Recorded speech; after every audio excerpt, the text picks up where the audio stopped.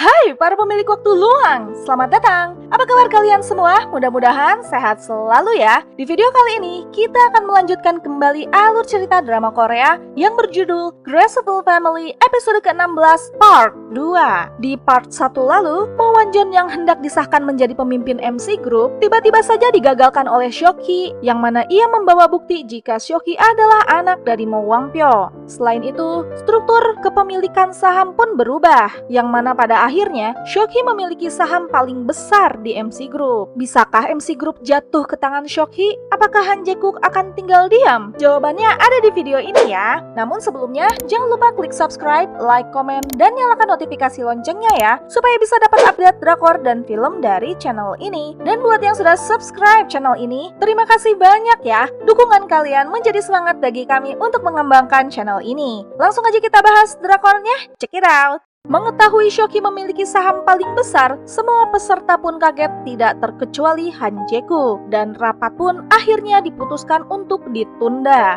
Han Jae-guk pun lantas mengadakan rapat dadakan di ruangannya dan Yeon memberikan solusi jika mereka harus cepat-cepat mengumpulkan saham agar bisa lebih besar dari milik Seok-hee. Kenapa? Karena sebelum mengklaim sahamnya yang 19,5% itu, Seok-hee pun harus melakukan gugatan terlebih dahulu, yang mana bisa berlangsung bertahun-tahun, dan waktu yang lama itu akan dimanfaatkan kubu Han Jae-guk untuk mengumpulkan saham agar bisa lebih besar dari milik Seok-hee. Seok-hee dan Yeon-do pun tidak tinggal diam. Mereka pun akan fokus menyingkirkan Mo Wan-jon dan Ha Yong-seo terlebih dahulu. Saat sedang mumet, Han Jae-guk pun diajak ketemuan oleh Mo Wan-so yang menyatakan keinginannya untuk menyerahkan diri sebagai pelaku pembunuhan An Jae-rim. Namun Mo Wan-so merasa dilema. Kalau menyerahkan diri, ia mencemaskan Han Jae-guk yang bisa terseret kasusnya. Tapi Han Jae-guk malah menyuruhnya untuk bikin film aja yang bagus daripada berpikir untuk menyerahkan diri. Ya, Han Jae-guk pun menganggap Mo Wan-so orang yang gagal. Udah gagal bikin film, ini mau menyerahkan diri pula. Begitulah kira-kira ejekan Han Jae-guk. Di kantor top, Han Jae-guk dan anggotanya sudah siap-siap hendak melakukan upacara pengangkatan Mo Wan-jon. Sementara itu di rumah keluarga MC Group, semua anggota keluarga kembali berkumpul untuk sarapan. Namun pagi itu, dandanan Mo Wan-so tampak fashionable banget, menggunakan jas rapi dan kacamata hitam, hingga semua orang mengira Mo Wan-so hendak menghadiri upacaranya Mo Wan-jon. Dan lagi-lagi, Ha Yong-seo berkata sinis pada putra sulungnya itu. Walaupun Mo Wan-jon ikutan sinis pada kakaknya itu, Mo Wan-so yang selengean pun tetap memberikannya sebuah kotak hadiah pada Mo Wan-jon. Gak mau kalah, Seok-hee pun memberikan hadiah pada Mo Wan-jon dan Ha Yong-seo, sebuah surat berisi gugatan. Polisi pun masuk dan membawa surat penangkapan untuk Ha Yong-seo karena kasus pencurian karya seni milik An Jae-rim. Sementara untuk Mo Wan-jon, ia ditangkap karena praktik perdagangan tidak adil dan penghindaran pajak melalui pendirian perusahaan palsu. Mereka berdua pun akhirnya digiring polisi dengan hukuman 1 tahun untuk Ha Yong-seo dan 2 tahun untuk Mo Wan-jon. Tentunya, penangkapan anggota keluarga MC Group menggemparkan Han Jae-guk dan Top karena semuanya di luar dari rencana. Mereka pun sibuk hendak mempersiapkan solusi untuk mengatasi kekacauan yang tidak terduga ini. Sementara Mo Wan-so, ya semua sudah tahu kejahatan apa yang dilakukannya. Ha Yeon-do pun meminta penjelasan Mo Wan-so, namun anak tertua keluarga MC Group itu menyuruh Yeon-do untuk cepat-cepat mendatangi Jo Tae-hyung karena ada sesuatu yang ia kirimkan pada jaksa itu. Seok-hee dan Yeon-do pun lantas bergegas pergi meninggalkan Mo Wan-so yang berkata, "Mulai sekarang, kuharap kau bisa bahagia." Pengacara Heo, Yeon-do dan Seok-hee pun terkejut mendengar perkataan Mo Wan-so. Namun sang putra sulung keluarga MC Group itu pun hanya tersenyum penuh arti.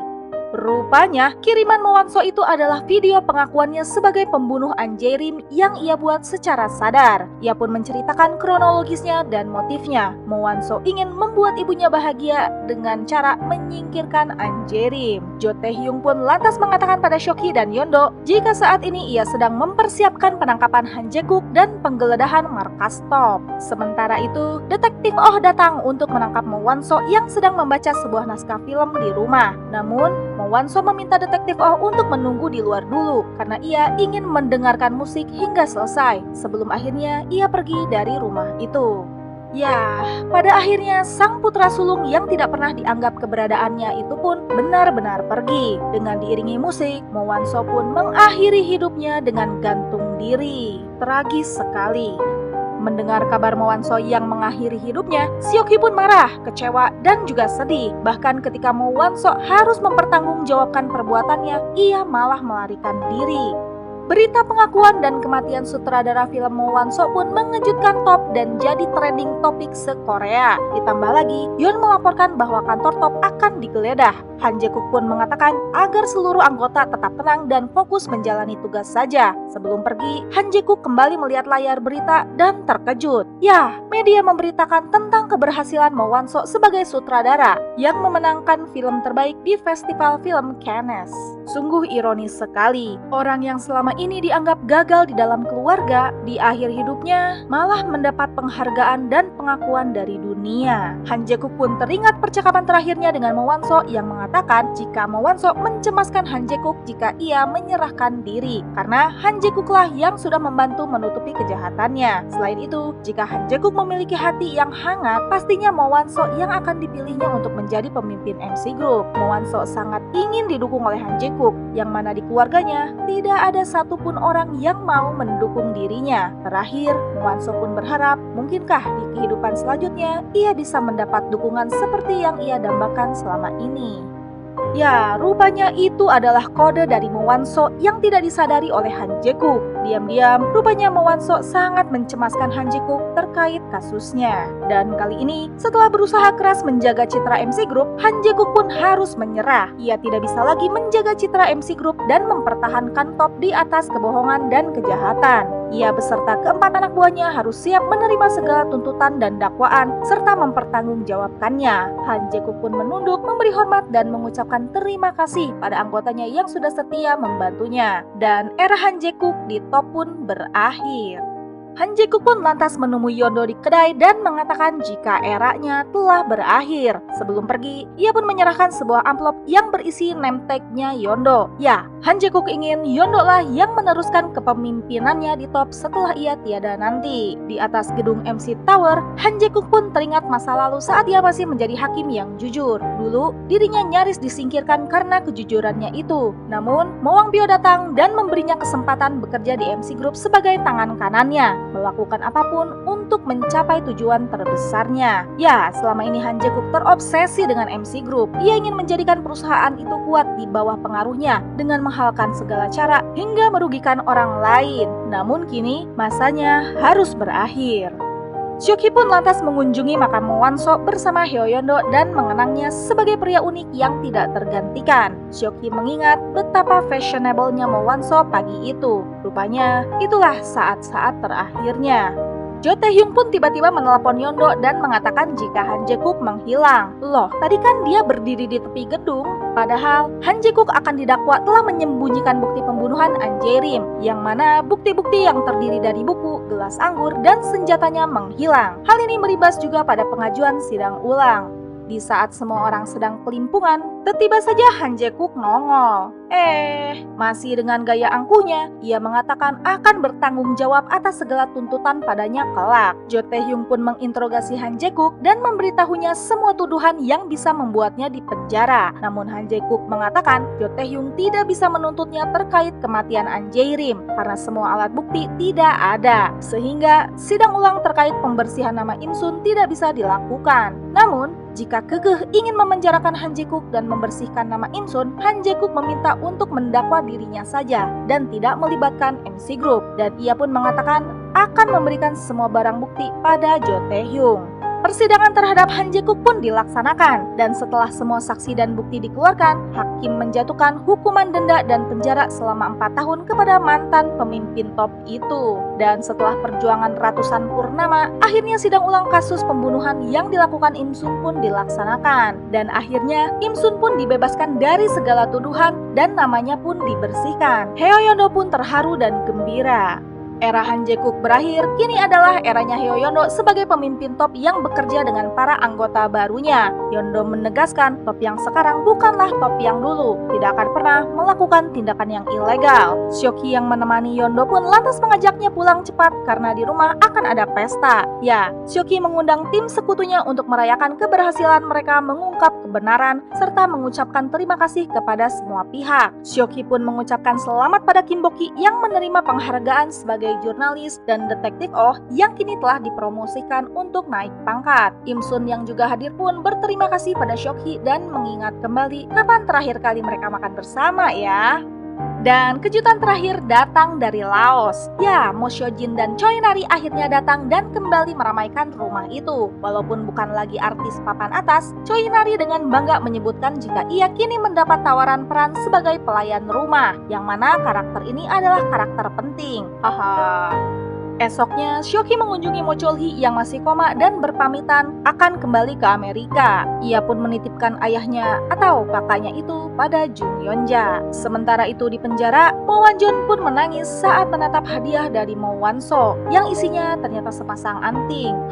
Rupanya Mo Wan-so mau menerima kelainan adiknya itu. Sesinis apapun Mo Wan-jon pada kakaknya, sang kakak yang kini telah tiada itu pun tetap menyayanginya dan menghargai identitas adiknya itu. Sementara itu, tangis Ha Yong-seo pun pecah tatkala menerima hadiah terakhir dari Mo Wan-so. Ya, itu adalah gambar dirinya yang dibuat Mo Wan-so saat ia masih kecil. Gambar yang hendak ia berikan pada ibunya yang tercinta, yang mana saat itu ibunya yang disayanginya tidak mengharapkan kehadirannya. Dan tangis wanita itu pun semakin pecah tatkala membaca tulisan tangan Mo Wan-so yang berisi, "Untuk ibu yang paling kusayangi di dunia ini, jaga dirimu, ibu." Aduh, mendadak banjir air mata ini mah.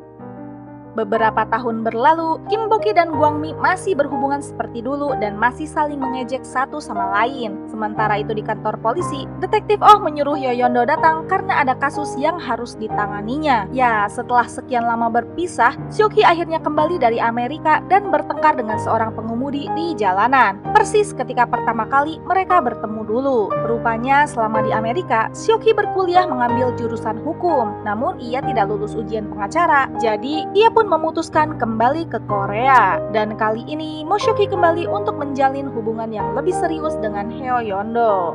Sementara itu, setelah menjalani hukumannya, akhirnya Han Jae-guk kembali menghirup udara bebas. Keempat anggotanya yang dulu pun datang menjemput mantan bosnya itu. Han Jae-guk pun kembali berkendara seperti dulu dan episode ke-16 pun selesai. Gimana nih para pemilik waktu luang? Akhirnya selesai juga ya drama Korea Graceful Family-nya. Bagaimana nih endingnya? Memuaskan atau kurang? Yang pasti banyak sekali kejutan-kejutan di akhir episode. Namun dari drama ini kita belajar banyak hal. Sepandai-pandainya tupai melompat, suatu saat akan jatuh juga. Di akhir episode, kita juga dibuat terkejut oleh kematian tragis Mo Wan-so. Ia yang sejak kecil tidak pernah diharapkan kehadirannya dan dianggap sebagai kegagalan, pada akhirnya memilih untuk pergi dengan mengakhiri hidup. Padahal ia adalah sosok yang diam-diam sangat menyayangi keluarganya. Ha Yong-seo dan Mo Wan-jon yang selama ini selalu sinis padanya, hanya bisa menyesali kepergian Mo Wan-so di dalam penjara. Tragis sekali. Sementara itu, Han Jae-guk pun pada akhirnya mempertanggungjawabkan perbuatannya karena kecintaannya yang berlebihan terhadap MC Group. Ya, banyak pelajaran positif yang bisa diambil dari drakor ini. Sekian drama Korea Graceful Family-nya. Nantikan pembahasan drakor-drakor lainnya ya. Terima kasih banyak buat yang sudah mengikuti alur ceritanya selama 16 episode ini. Dadah!